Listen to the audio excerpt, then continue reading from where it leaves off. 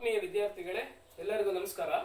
ನನ್ನ ಹೆಸರು ಡಾಕ್ಟರ್ ಶಿವಪ್ಪ, ಅರ್ಥಶಾಸ್ತ್ರ ಸಹಾಯಕ ಪ್ರಾಧ್ಯಾಪಕರು, SSCK ಸರ್ಕಾರಿ ಪ್ರಥಮ ದರ್ಜೆ ಕಾಲೇಜು, ಹಿರೇವಂಕಲಕುಂಟ, ಯಲಬುರ್ಗಾ ತಾಲೂಕು, ಕೊಪ್ಪಳ ಜಿಲ್ಲೆ. ನನ್ನ ಹುಟ್ಟೂರು ತುಮಕೂರು ಜಿಲ್ಲೆಯ ಪಾವಗಡ ತಾಲೂಕಿನ ಒಂದು ಪುಟ್ಟ ಹಳ್ಳಿ ಚೆನ್ನಕೇಶವಪುರ. ನಾನು ಬಹುತೇಕ ವರ್ಷಗಳ ಕಾಲ ನನ್ನ ವಿದ್ಯಾಭ್ಯಾಸವನ್ನು ಕನ್ನಡ ಮಾಧ್ಯಮದಲ್ಲಿಯೇ ಮಾಡಿದೆ. ಕನ್ನಡ ಮಾಧ್ಯಮದ ವಿದ್ಯಾರ್ಥಿಯಾಗಿ, ಗ್ರಾಮಾಂತರ ಪ್ರದೇಶದ ವಿದ್ಯಾರ್ಥಿಯಾಗಿ ನನಗೆ ಕಷ್ಟ ಅನಿಸಿದ್ದು ಪ್ರಾರಂಭದಲ್ಲಿ ಇಂಗ್ಲಿಷ್ ಕಲಿಯುವುದು ಹೇಗೆ, ನಮ್ಮಂಥ ಗ್ರಾಮಾಂತರ ಪ್ರದೇಶ ವಿದ್ಯಾರ್ಥಿಗಳು ಈ ಒಂದು ವಸ್ತು ವಿಷಯದಲ್ಲಿ ಏನಾದರೂ ಸಾಧಿಸುವುದು ಹೇಗೆ ಎನ್ನುವಂತಹ ಅರಿವು ಬರುವುದಷ್ಟೊತ್ತಿಗೆ ನನ್ನ ವಿದ್ಯಾಭ್ಯಾಸ ಮುಗಿದಿತ್ತು. ಆದರೆ ನಾನು ಪಟ್ಟ ಕಷ್ಟವನ್ನು ವಿದ್ಯಾರ್ಥಿಗಳು ಪಡಬಾರದು ಎನ್ನುವಂತಹ ದೃಷ್ಟಿಯಿಂದ ಒಂದು ಅಳಿಲು ಸೇವೆಯನ್ನು ಮಾಡಬೇಕು ಈ ಕ್ಷೇತ್ರದಲ್ಲಿ ಅಂತ ಹೊರಟಿದ್ದೀನಿ.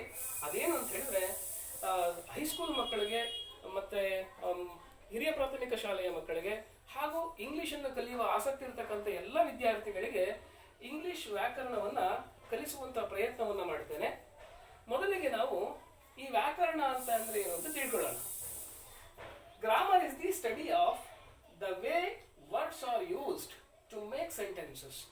ನಾವು ವಾಕ್ಯವನ್ನು ರಚನೆ ಮಾಡೋದಕ್ಕೆ ಪದಗಳನ್ನು ಬಳಸುವಂತಹ ರೀತಿ ಇದೆಯಲ್ಲ, ಅದನ್ನೇ ವ್ಯಾಕರಣ ಅಂತ ಕರಿತೀವಿ. ಅಥವಾ ಇನ್ನೊಂದು ರೀತಿಯಲ್ಲಿ, it is a systematic way of learning language. ಭಾಷೆಯನ್ನು ಒಂದು ವ್ಯವಸ್ಥಿತವಾಗಿ ಕಲಿಯುವಂತಹ ವಿಧಾನಕ್ಕೆ ನಾವೇನಂತ ಕರಿತೀವಿ? ವ್ಯಾಕರಣ ಅಂತ ಕರಿತೀವಿ. ಈ ಇಂಗ್ಲಿಷ್ ವ್ಯಾಕರಣ ಎಲ್ಲಿಂದ ಪ್ರಾರಂಭ ಮಾಡಬೇಕು ಅಂತ ಹೇಳಿದ್ರೆ, ಬಹುತೇಕವಾಗಿ ಎಲ್ಲರೂ ಕೂಡ ಪಾರ್ಟ್ಸ್ ಆಫ್ ಸ್ಪೀಚ್ ಇಂದ ಪ್ರಾರಂಭ ಮಾಡ್ತೇವೆ. ಆದರೆ ನಮಗೊಂದು ಸಂದೇಹ ಏನಂತ ಹೇಳಿದ್ರೆ, ಪಾರ್ಟ್ಸ್ ಆಫ್ ಸ್ಪೀಚ್ ಅಂದ್ರೆ ಎಲ್ಲರೂ ಪ್ರಾರಂಭ ಮಾಡೋದು ಹೇಗೆ ಅಂತ ಹೇಳಿದ್ರೆ, noun, pronoun, verb, adverb, adjective, preposition, conjunction, interjection ಅಂತ ಶುರು ಮಾಡ್ಬಿಡ್ತೀವಿ. ಆದರೆ ವಾಸ್ತವವಾಗಿ ಪಾರ್ಟ್ಸ್ ಆಫ್ ಸ್ಪೀಚ್ ಅಂದ್ರೆ ಏನು, ಅದು ಬಹಳ ಮುಖ್ಯ. So let us try to understand what exactly is meant by parts of speech. Now words are divided into different kinds or classes and they are called parts of speech. So the words divided into different kinds or classes that are used in a particular sentence are called parts of speech. Now let me write it on the board. The words divided into different kinds or classes in a given sentence are called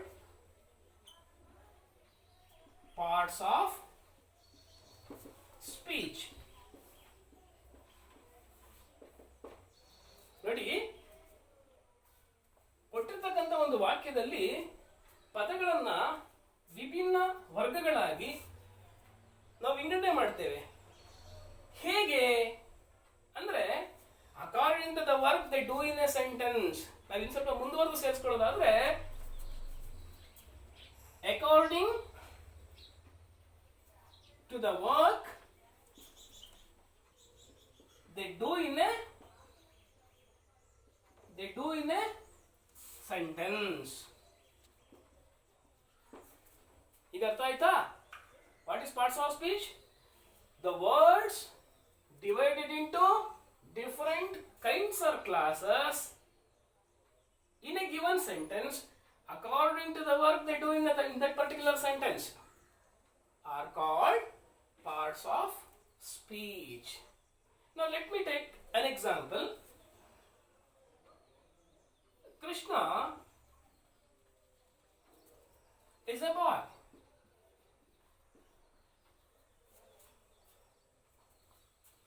Dr. Ambedkar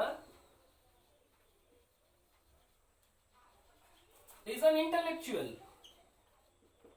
He is an intellectual.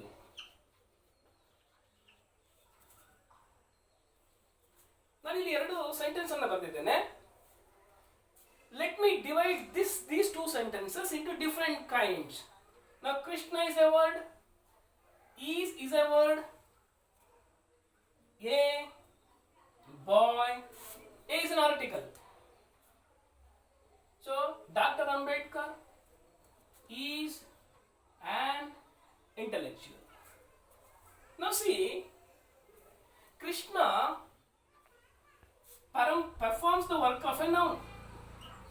It does the work of a noun. Whereas is performs the work of a helping verb. The work of a helping verb or work of an auxiliary verb. E is an article. Boy again is a noun. Krishna is a particular noun, of course. Boy is a common noun.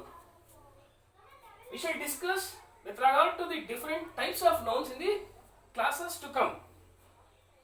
Now Krishna is a noun, is a helping verb, a is an article, boy is a noun. Dr. Ambedkar is a noun. Is again a helping verb, right? And is an article. Then intellectual is an adjective. Intellectual is an adjective. Now the word intellectual does the work of an adjective, whereas Krishna does the work of a noun. Boy does the work of a noun. So this way the words are classified into different kinds or classes, and they are divided or classified on what basis? On the basis of they perform their task in a given sentence. Now, how many parts of speech are there ಅಂತ ಹೇಳಿದಾಗ ಮಾತ್ರ ನೀವೆಂದ ಹೇಳಬೇಕು? There are 8 parts of speech. ನಾನು ಮೊದಲು ಹೇಳಿದ್ದೇನು? What is grammar? What is meant by parts of speech? ನಂತರ ಕೇಳಿದ್ದೇನು ಪ್ರಶ್ನೆ ನಾನು? What is parts of speech ಆದ್ಮೇಲೆ how many parts of speech are there in English? ನೀವೇನಂತ ಹೇಳಬೇಕು? There are 8 parts of speech are in English. ಆಯ್ತಾ? Next what are they ಅಂತ ಕೇಳಿದಾಗ ನಿಮ್ಮ ಉತ್ತರ ಏನಾಗಿರಬೇಕು? They are noun, pronoun, verb, adverb, adjective, preposition, conjunction and interjection. So now how many parts of speech have we come across? We have come across 8 parts of speech. So what are they? They are noun, pronoun, verb, adverb, adjective, preposition, conjunction and interjection. Did you understand? Okay. Now let me take up each parts of speech. ಆತ್ಮೀಯ ವಿದ್ಯಾರ್ಥಿಗಳೇ, ಹೀಗೆ ನಾವು ಪ್ರಾರಂಭಿಕ ಹಂತದಿಂದ ಒಂದೊಂದನ್ನೇ ಕಲಿತಾ ಹೋಗಬೇಕು. ಆಗೇನಾಗುತ್ತೆ ಅಂದ್ರೆ ನಮಗೆ ವಾಕ್ಯ ರಚನೆ ಮಾಡ್ತಕ್ಕಂಥದ್ದು ಮತ್ತು ಪದಗಳನ್ನ ಕಲಿತಕ್ಕಂಥದ್ದು ಮತ್ತು ಅವುಗಳ ಬಳಕೆಯನ್ನ ಎಲ್ಲೆಲ್ಲಿ ಅವಶ್ಯಕತೆ ಇದೆ ಅಲ್ಲಿ ಬಳಸ್ತಕ್ಕಂಥದ್ದಕ್ಕೆ ಸಾಕಷ್ಟು ಅನುಕೂಲ ಆಗುತ್ತೆ. ಈಗ ನಾವು how many parts of speech are there ಅಂತ ಹೇಳಿದೆ ನಾನು. ಬರ್ಕೊಳ್ಳೋಣ. How many parts of speech are there in English ಅಂತ ಹೇಳಿದ್ರೆ ನಿಮ್ಮ ಉತ್ತರ ಏನಾಗಿರ್ಬೇಕು? ಪೂರ್ಣ ವಾಕ್ಯದಲ್ಲಿ ಬರೀಬೇಕು. 8 ಅಂತ ಹೇಳಬಾರ್ದು. It's not mathematics or other subject. It is a language. Language should be spoken in full sentence. So in a complete sentence. There are 8, ಅದನ್ನು ಕೂಡ ನಾವು EIGHT ಅಂತಾನೆ ಬರೀಬೇಕು. There are 8 parts of speech in English. ಅರ್ಥ ಆಯ್ತಾ ಮಕ್ಕಳ? ಹಾಗೇನೆ what are they ಅಂತ ಕೇಳಿದಾಗ ಮಾತ್ರ ವಾಟ್ ಆರ್ ದೇ ಅಂತ ಕೇಳಿದಾಗ ನಿಮ್ಮ ಉತ್ತರ ಏನಾಗಿರ್ಬೇಕು? They are noun, pronoun, verb, adjective, adjective ಅಂತಾನೂ ಕೂಡ ಹೇಳ್ತೀವಿ.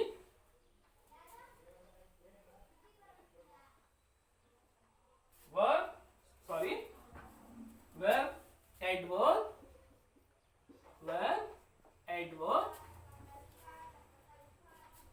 adjective, preposition,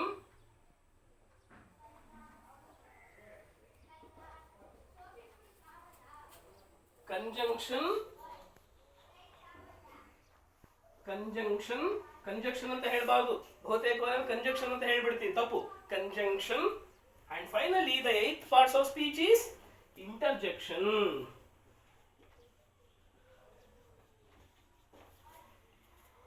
ಈ ತರಗತಿಯಲ್ಲಿ ನೀವೇನ್ ಕಲ್ತ್ಕೊಂಡ್ರಿ? ಗ್ರಾಮರ್ ಅಂದ್ರೆ ಏನು ಅಂತ ತಿಳ್ಕೊಂಡ್ರಿ,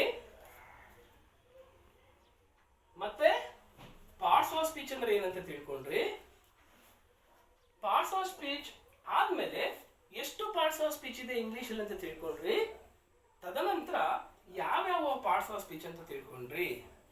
ಮುಂದಿನ ತರಗತಿಯಲ್ಲಿ ನಾನು ನಿಮಗೆ ನೌನ್ ಅಂದ್ರೆ ಏನು, ಪ್ರನೌನ್ ಅಂದ್ರೆ ಏನು, ವರ್ಬ್ ಅಂದ್ರೆ ಏನು, ಎಡ್ವರ್ಬ್ ಅಂದ್ರೆ ಏನು, ಎಡ್ಜೆಕ್ಟಿವ್ ಅಂದ್ರೆ ಏನು, ಪ್ರಪೋಸಿಷನ್ ಅಂದ್ರೆ ಏನು, ಕಂಜಂಕ್ಷನ್ ಅಂದ್ರೆ ಏನು ಮತ್ತು ಇಂಟರ್ಜೆಕ್ಷನ್ ಅಂದ್ರೆ ಏನು ಎನ್ನುವಂಥದ್ದನ್ನ ತಿಳಿಸ್ಕೊಡ್ತೇನೆ. ಧನ್ಯವಾದಗಳು.